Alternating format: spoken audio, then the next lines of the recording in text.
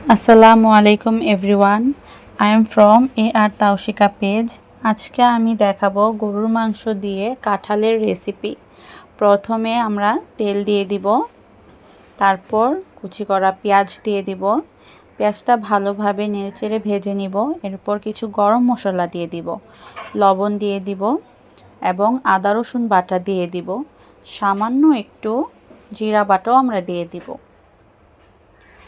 এরপর আমরা হলুদের গুঁড়া এবং মরিচের গুঁড়া দিয়ে ভালোভাবে মশলাটা কষিয়ে নিব।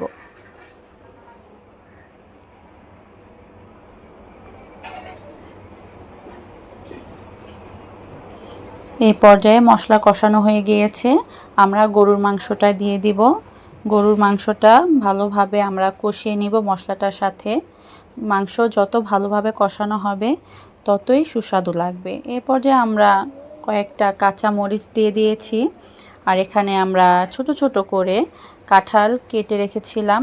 কাঁঠালগুলো আমরা সামান্য একটু হলুদ দিয়ে ভাপা দিয়ে নিয়েছিলাম। এখন আমরা কাঁঠালগুলো গরুর মাংসের সাথে ভালোভাবে কষিয়ে নিব। কষানো হয়ে গেলে আমরা সামান্য একটু পানি দিয়ে দিব, কারণ গরুর মাংসটা কষানোর মধ্যেই অর্ধেক সিদ্ধ হয়ে গিয়েছে। কাঁঠালটাও আমরা হাফ সিদ্ধ করে নিয়েছিলাম, এজন্য পানি বেশি দিতে হবে না।